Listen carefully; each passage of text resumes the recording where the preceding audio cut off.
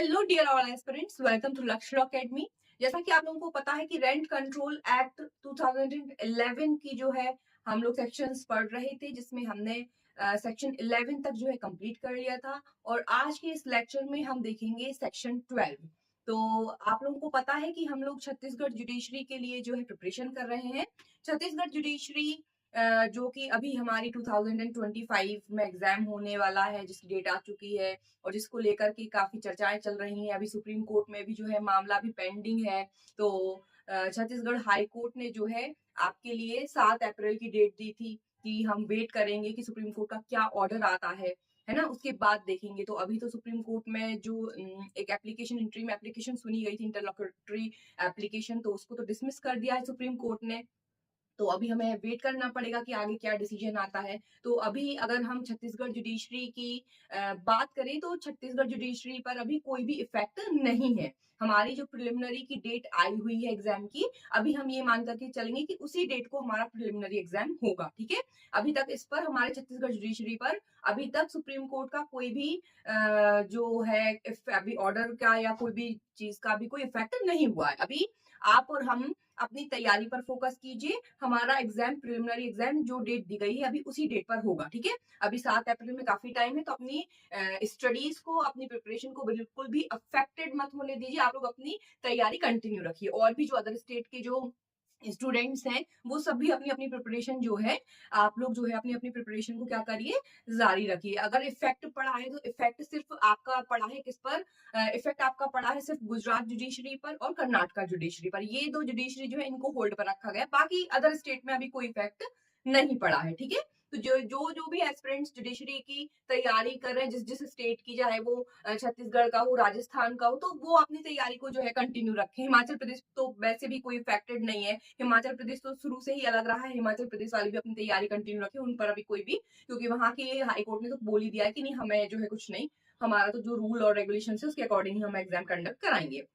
तो चलिए, बिना टाइम वेस्ट किए हुए, ये आपको लीगल अपडेट मैंने थोड़ी सी दे दी। अब हम जो है बिना टाइम वेस्ट किए हुए हम स्टार्ट करेंगे आज अपनी next most important section of this act, यानी कि छत्तीसगढ़ रेंट कंट्रोल एक्ट 2011 की मोस्ट इंपॉर्टेंट सेक्शन है सेक्शन 12, क्योंकि प्रैक्टिकली इसका यूज सबसे ज्यादा होता है। सेक्शन 12 जो है वो बात करती है rights and obligations of landlord and tenant की। जब आप बेयर एक्ट में इसको पढ़ेंगे तो आप देखेंगे इसमें सबसेक्शन 8 है। कितनी सबसेक्शन है इसमें? 8 सबसेक्शन है। आप देखेंगे आपको अरे यार इतनी बड़ी है ये, 8 सबसेक्शन है, लेकिन देखिए उसका पूरा सार मैंने आपको यहाँ पर 2 मिनट के अंदर जो है मैंने आपके लिए उसका पूरा जो है एक सार है वो मैंने आपको निकाल के रख दिया। बिल्कुल आपको टेंशन लेने की जरूरत नहीं है कि इतनी बड़ी सेक्शन है, कैसे याद रखेंगे, कैसे याद रखेंगे। 2 मिनट में हम इस सेक्शन को याद कर लेंगे। तो चलिए देखिए, ये है rights and obligation of landlord and tenant. तो देखिए बेसिकली इसमें आपको बताया गया है कि जो टेनेंट है और जो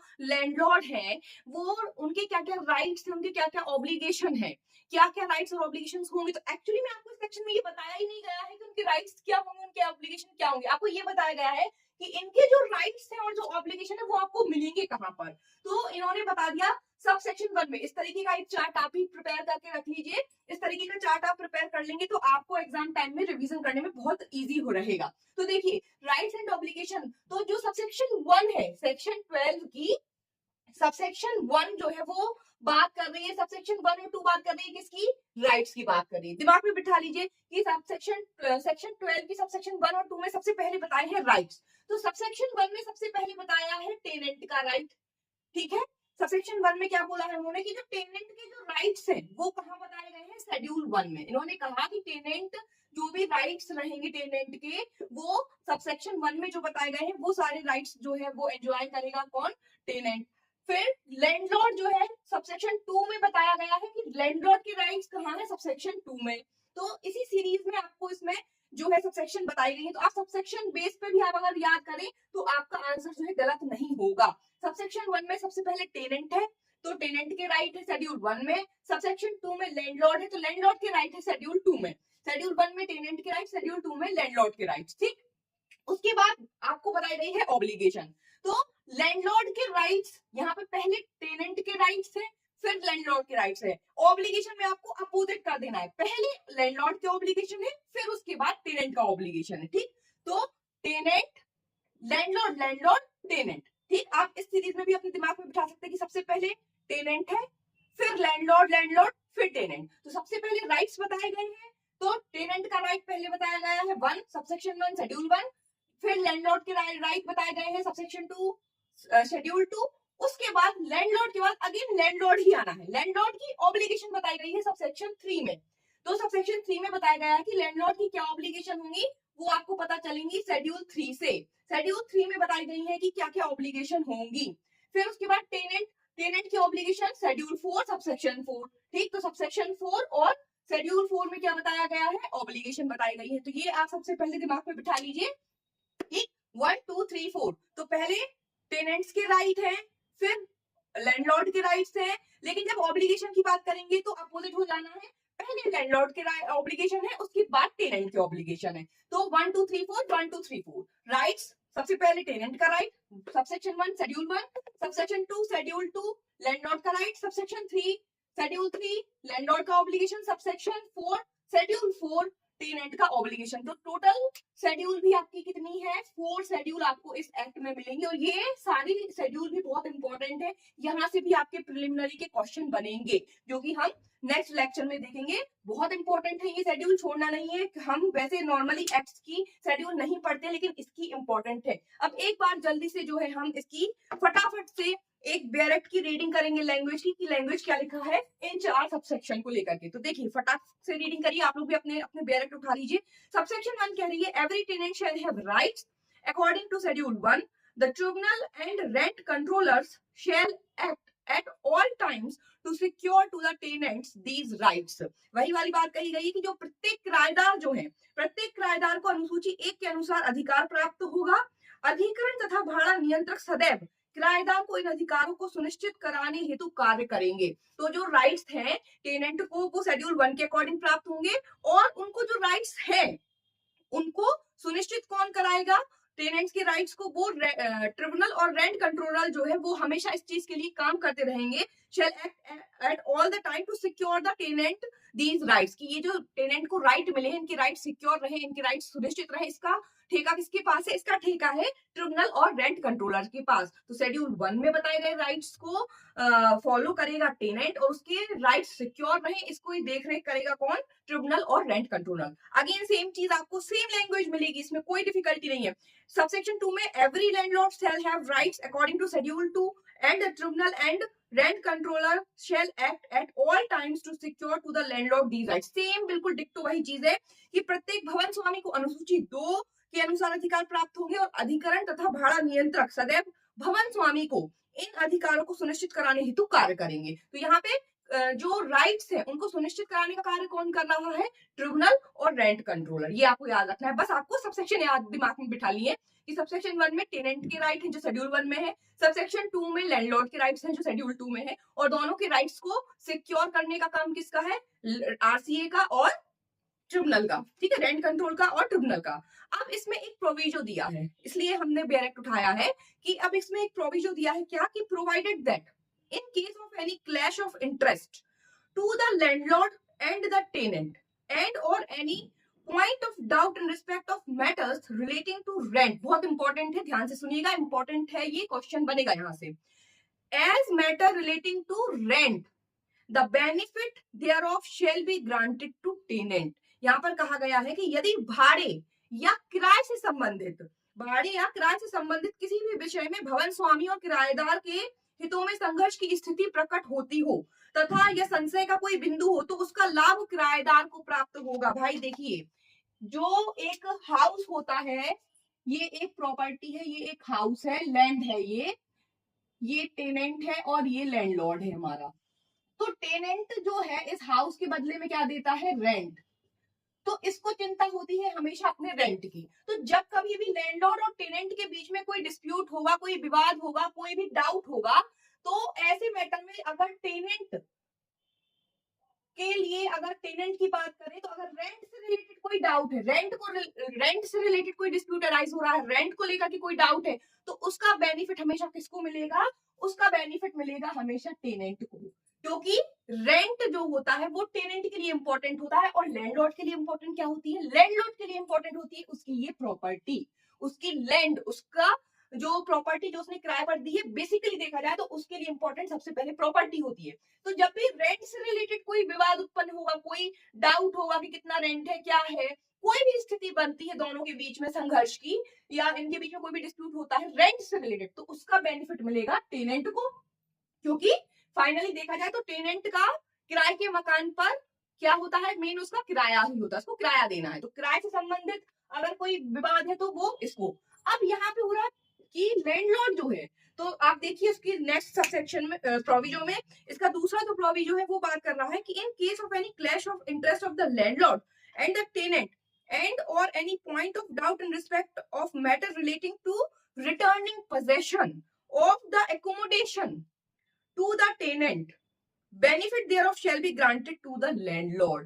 जब भी पोजेशन को रिटर्न करने की बात आएगी कि भैया टेनेंट जो है वो किराए पर इस संपत्ति को लिया है, अब पोजेशन वापस देना है और उससे रिलेटेड कोई विवाद उत्पन्न हो रहा है पोजेशन को लेकर के कि टेनेंट को वापस देना है या इनको वापस देना, कभी कभी ऐसा भी होता है कि मकान की मरम्मत करानी है, लैंडलॉर्ड ने मकान खाली करवा लिया किराएदार से कि भैया मरम्मत करानी है, खाली कर दो, खाली कर दिया। अब उसके बाद टेनेंट ने जो है इनके पास जो है केस कर दिया कि सर इन्होंने मरम्मत कराने के लिए खाली करवाया था मकान, अब हमें मकान किराए पर वापस चाहिए। अब इनको जो है अपनी वास्तविक आवश्यकता के आधार पर मकान चाहिए, खुद के लिए चाहिए, तो ये बोलेंगे कोर्ट में कि सर हमने मकान तो खाली कराया था मरम्मत कराने के लिए उस समय, लेकिन अब सर हमें इस मकान की खुद नीड है, हमें खुद स्वयं इसमें रहना है, अगर कोई कमर्शियल प्रॉपर्टी हमें स्वयं इसमें जो है व्यापार करना है, तो जब भी पोजेशन की बात आएगी तो उसका बेनिफिट एकोमोडेशन के पोजेशन से संबंधित बेनिफिट किसको मिलेगा, लैंडलॉर्ड को। एक बार हिंदी में पढ़िए, यदि वास सुविधा के कब्जे के प्रत्यावर्तन से संबंधित, वास सुविधा के कब्जे के प्रत्यावर्तन मतलब पोजेशन वापस करने की बात हो रही है, से संबंधित किसी भी विषय में भवन स्वामी और किराएदार के हितों में संघर्ष की स्थिति प्रकट हो तथा या संशय का कोई बिंदु हो तो उसका लाभ भवन स्वामी को मिलेगा। तो यहाँ रेंट से रिलेटेड मैटर है तो उसका बेनिफिट किसको मिलेगा, टेनेंट को। और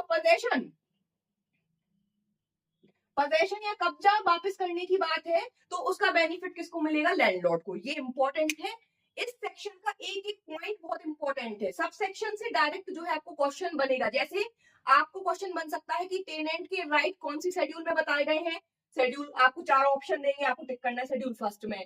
फिर आपसे पूछ लेंगे लैंडलॉर्ड के राइट्स किसमें बताए गए हैं, शेड्यूल 2 में, ऑब्लिगेशन शेड्यूल 3 में, लैंडलॉर्ड की टेनेंट की ऑब्लिगेशन शेड्यूल 4 में। तो आप इसको बिल्कुल ऐसे याद कर लीजिए, टेनेंट, लैंडलॉर्ड, लैंडलॉर्ड, टेनेंट, मतलब पहले टेनेंट के राइट्स हैं फिर लैंडलॉर्ड के राइट्स हैं, लेकिन जब ऑब्लिगेशन है तो पहले लैंडलॉर्ड की ऑब्लिगेशन है और फिर टेनेंट की ऑब्लिगेशन है, तो बीच में क्या आ रहा है, लैंडलॉर्ड आ रहा है, तो पहले राइट है और बाद में ऑब्लिगेशन। तो ये दिमाग में बिठाइएगा, पहले राइट है फिर ऑब्लिगेशन है, तो शेड्यूल 2 में पहले लैंडलॉर्ड के राइट है और उसके बाद शेड्यूल 3 में ऑब्लिगेशन है लैंडलॉर्ड की, और फिर यहाँ ऊपर नीचे आपका टेनेंट हो गया, ठीक। और ये भी बहुत याद रखना है कि रेंट से रिलेटेड कोई मैटर हो रहा है, कोई डिस्प्यूट हो रहा है, तो उसका बेनिफिट टेनेंट को मिलना है, और प्रॉपर्टी के एकोमोडेशन के पोजेशन को वापस करने की बात है, कब्जा उद्धरण करने की बात है, तो उसका लाभ किसको मिलेगा, हमेशा लैंडलॉर्ड को, भवन स्वामी को मिलेगा, ठीक। अब उसके बाद मोस्ट इंपोर्टेंट सबसेक्शंस जो आपकी इसमें पनिशमेंट के लिए बताई गई, तो ये सबसेक्शन 1 2 3 4 और उसका प्रोविजन हो गया हमारा कवर। अब उसके बाद 5 6 7 और 8 ये चारों को कॉम्बिनेशन कर लीजिए, इन चारों में सबसेक्शन, किसमें, सबसेक्शन 5 6 7 और 8, चार जो लास्ट की सबसेक्शन है वो बात करती है आपकी पनिशमेंट की, ठीक। कौन कौन सी सबसेक्शन आपकी बात कर रही है पनिशमेंट की, आपकी पनिशमेंट की बात कर रही है सबसेक्शन सेक्शन 12 की सबसेक्शन 5 6 7 एंड 8, ये चारों जो सबसेक्शन है वो आपकी बात कर रही है पनिशमेंट की, और सबकी पनिशमेंट सेम है। तो सबसे पहले आपको सीधा पनिशमेंट याद कर लेना है कि सेक्शन 12 में जो पनिशमेंट है वो कितनी है, या तो फाइन होगा 5,000 रुपए का जुर्माना होगा, 5,000 रुपए से अनधिक का जुर्माना नहीं होगा, मतलब मैक्सिमम लिमिट कितनी बताई गई है, 5,000 रुपए। जब कभी आपको बैरेक्ट में ऐसे वर्ड्स मिलते हैं 5,000 रुपए से अनधिक, नॉट एक्सीडिंग 5,000 रुपीज, इसका मतलब होता है कि यहाँ पर कोर्ट का डिस्क्रिशनरी पावर है, मैक्सिमम लिमिट आपको बता दी गई है। अब जब कोर्ट के सामने मामला आएगा तो ये डिस्क्रिशनरी पावर है कोर्ट का, वो चाहे तो 10 रुपए भी दे सकता है फाइन, 100 दे सकता है, 500 दे सकता है, और मैक्सिमम लेकिन वो कितना दे सकता है, 5,000, 5,000 से ज्यादा नहीं दे सकता। तो बेयर एक्ट में आप किसी भी सब्जेक्ट में आप पढ़े और आपको ऐसे वर्ड्स मिले कि फाइन नॉट एक्सीडिंग 5,000 रुपीज, 5,000 रुपए से अनधिक, तो इसका मतलब क्या होता है कि मैक्सिमम लिमिट बता दी गई है और पावर दे दिया गया है कोर्ट को, जज को, डिस्क्रिशनरी पावर बोलते हैं इसको। यहाँ पर कोर्ट अपने हिसाब से मामले को देखकर, परिस्थितियों को देखकर फाइन की लिमिट तय कर सकता है। ठीक है कि 5,000 रुपए मैक्सिमम बता दिए, इसके अंदर अंदर आपको जितना देना है आप दे दो। तो यहाँ पर जो पनिशमेंट है वो या तो हो सकता है फाइन, जो कि 5,000 रुपए से अधिक का होगा, और इम्प्रिजनमेंट, वो भी कैसी इम्प्रिजनमेंट, सिंपल इम्प्रिजनमेंट होगी, सादा कारावास होगा। यहाँ पर कठोर दंड इस एक्ट के अंतर्गत नहीं दिया जाता है। इम्प्रिजनमेंट वो भी सादा, वो भी कितनी हो सकती है, नॉट एक्सीडिंग 3 मंथ्स, शायद इसमें नॉट एक्सीडिंग ही लिखा है, एक बार हम देख लेते हैं। Simple imprisonment for a period not exceeding 3 month, यहाँ पर भी क्या है, 3 मंथ से अनधिक। तो यहाँ पर भी अगेन डिस्क्रिशनरी पावर है कोर्ट का, मैक्सिमम लिमिट बता दी है कि सादा कारावास अधिक से अधिक कितना दे सकते हैं, 3 मंथ। अब वो 10 साहब के ऊपर है, वो चाहे तो 15 दिन का दे दे, 1 महीने का दे दे, 2 महीने का दे दे, और अधिकतर कितना दे सकते हैं, 3 मंथ का, या फिर दोनों भी दे सकते हैं। ठीक है, वो चाहे तो कह सकते हैं 15 दिन तुम जेल में रहोगे और 1,000 रुपए जुर्माना भरोगे। तो ये जो है इसमें आपकी ओवरऑल पनिशमेंट है, किसमें 5, 6, 7 और 8 में। अब हम एक बार बेयर एक्ट में पढ़ते हैं कि ये पनिशमेंट जो है वो है किसके लिए। तो देखिए, राइट्स और ऑब्लिगेशंस की ही ये पनिशमेंट है। सबसेक्शन 5 सबसे पहले कह रही है कि एनी विलफुल अटेम्प्ट और act by the landlord to undermine और deny to the tenant the rights available to him in terms of schedule 1 shall constitute an offense under this act punishable with this punishment। तो क्या कहा गया है कि भवन स्वामी द्वारा अनुसूची 1 के अंतर्गत जो किराएदार को प्राप्त अधिकार है, जो राइट्स प्राप्त है, उससे वंचित करने का जानबूझकर किया गया कोई भी प्रयास या कार्य इस अधिनियम के अंतर्गत अपराध होगा। तो यहाँ पर क्या बोल रहे हैं कि ये जो इनके राइट्स है ना, आपस में टेनेंट के और लैंडलॉर्ड के राइट्स है, तो अगर टेनेंट जानबूझकर लैंडलॉर्ड को अपने राइट्स नहीं करने देगा या लैंडलॉर्ड टेनेंट को अपने राइट्स फॉलो नहीं करने देगा, तो इस एक्ट के अंदर इसको अपराध माना गया है। मतलब जब हम शेड्यूल 1 और शेड्यूल 2 देखेंगे तो इनके राइट्स देखेंगे कि इनके क्या क्या राइट्स है। आप सपोज करिए कि टेनेंट का राइट है कि जब वो किराया दे तो उसको उसकी रिसिप्ट मिलना चाहिए, उसको घर जो है अच्छी कंडीशन में मिलना चाहिए, उसकी जो बेसिक नीड्स होती है, पानी है, बिजली है, इसको नहीं काटा जाएगा। ये कुछ जो है अधिकार है, जब हम देखेंगे तो देखेंगे। आप सपोज करिए कि लैंडलॉर्ड जानबूझकर क्या करे, परेशान करे टेनेंट को, उसकी बिजली काट दी, उसको पानी, उसकी बेसिक नीड है उसका पानी बंद कर दिया। तो अगर अधिकारों का हनन कोई भी, दोनों में से कोई भी, चाहे टेनेंट लैंडलॉर्ड के अधिकार या फिर लैंडलॉर्ड टेनेंट के अधिकार में दखलंदाजी करता है, तो उसकी पनिशमेंट बताई गई है सबसेक्शन 5 में, बताई गई है किसके लिए, लैंडलॉर्ड के द्वारा, कि अगर लैंडलॉर्ड जो है वो जानबूझकर टेनेंट के अधिकारों का उल्लंघन करता है। और सबसेक्शन 6 में बताई गई है एनी विलफुल एक्ट और अटेम्प्ट और act by the tenant to undermine और deny to the landlord the rights available to him in terms of schedule 2। ठीक है, तो 5 में भवन स्वामी द्वारा क्या करा जा रहा है, जानबूझकर वंचित किया जा रहा है किसको, टेनेंट को, उसके अधिकारों से। और सबसेक्शन 6 में यदि किराएदार अनुसूची 2 के अंतर्गत भवन स्वामी को प्राप्त अधिकारों से उसे वंचित करने का जानबूझकर कोई प्रयास करता है, तो वो इस अधिनियम के अंतर्गत क्या है, अपराध है। और सजा दोनों की कितनी मिलेगी, या तो फाइन 5,000 रुपए या सिंपल इम्प्रिजनमेंट जो कि 3 मंथ से अनधिक, या फिर दोनों। अब उसके बाद सेक्शन 7 और 8 बात कर रही है ऑब्लिगेशंस की, तो वही राइट्स की, कि दोनों एक दूसरे के राइट्स को क्या कर रहे हैं, जानबूझकर। ये वर्ड याद रखिएगा, मैं आपको जोर दे रही हूँ, जानबूझकर। अगर बाय जानबूझकर नहीं किया, कभी कभी बाय मिस्टेक हो जाती है, कभी कभी किसी चीज को लेकर के, अगर बाय मिस्टेक ऑफ फैक्ट की वजह से कुछ हो रहा है तो कोई दिक्कत नहीं, लेकिन अगर जानबूझकर अधिकारों से वंचित किया जा रहा है तो फिर अपराध है। ठीक है, अब हम देख लेते हैं जल्दी से लास्ट की 2 सबसेक्शन, सबसेक्शन 7 और 8। सबसेक्शन 7 बात कर रही है any attempt by the landlord to neglect for unsubstantial and or insufficient reason the obligation enjoined upon him in terms of schedule 3 shall constitute an offense and punishable with this punishment। क्या कहा गया है कि यदि अनुसूची 3 के अंतर्गत यदि किसी भवन स्वामी द्वारा सारहीन तथा अपर्याप्त कारणों से, वर्ड्स को ध्यान दीजिएगा, सारहीन तथा अपर्याप्त कारणों से, अनसब्सटेंशियल और इनसफिशिएंट रीजन, ठीक है, सारहीन और अपर्याप्त कारणों से बाध्यताओं की उपेक्षा करने का कोई भी प्रयास इस अधिनियम के अंतर्गत अपराध होगा। मतलब जो आपकी ऑब्लिगेशन बताई गई है, जैसे लैंडलॉर्ड की ऑब्लिगेशन बताई गई है कि ये उसकी ऑब्लिगेशन है कि वो उसकी बेसिक नीड्स को ना काटे, वो जो एकोमोडेशन है उसको टेंटेबल कंडीशन में रखेगी, किराएदार रह पाए ऐसी कंडीशन में उसको बना करके रखे। अब जो मकान मालिक है वो जानबूझकर क्या कर रहा है, वो किसी भी अपर्याप्त कारण से या वो किसी भी सारहीन कारण, मतलब कोई भी लॉजिक दे रहा है जिसका कोई बेसिक ही नहीं है, कोई भी अनसब्सटेंशियल कॉज बता रहा है, कोई भी फालतू का रीजन दे रहा है कि मैंने इसलिए अपनी ऑब्लिगेशन नहीं की, तो वो नहीं मान जाएगा। तो कोई भी अनसब्सटेंशियल और इनसफिशिएंट रीजन देते हुए अगर वो अपनी ऑब्लिगेशन करने से पीछे हटता है, प्रयास भी करता है, यहाँ पर क्या है, अटेम्प्ट वर्ड यूज है, करना तो छोड़ दो, अगर आपने प्रयास भी आप कर रहे हैं इस चीज का, तो ये क्या माना जाएगा कि आपने इस एक्ट के अंतर्गत अपराध किया है। ठीक है, अब सेम चीज टेनेंट के लिए भी है। अनुसूची 4 के अंतर्गत यदि किसी किराएदार द्वारा सारहीन तथा अपर्याप्त कारणों से बाध्यताओं की उपेक्षा करने का कोई भी प्रयास इस अधिनियम के अंतर्गत अपराध होगा, जो ये सेम पनिशमेंट से पनिशेबल होगा। ठीक है, इंग्लिश में भी पढ़ लीजिए, any attempt by the tenant to neglect or unsubstantial and or insufficient reason the obligation enjoined upon him in terms of schedule 4 shall constitute an offense under this act। तो यहाँ पर क्या है, अनसफिशिएंट और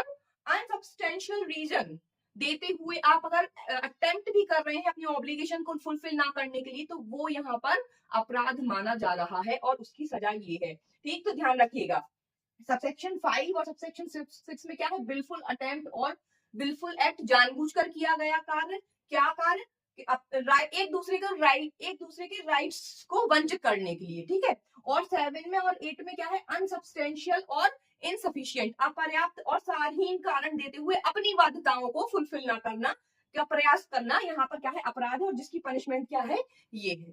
तो आई होप कि आपको section 12 बहुत शॉर्ट में जो है समझ में आ गई होगी। अगर इस तरीके से आप जो है चार्ट प्रिपेयर कर लेंगे, और यहाँ पर आप क्या लिख सकते हैं, ये वाला जो है ये क्या है, ये प्रोविजो है, सबसेक्शन,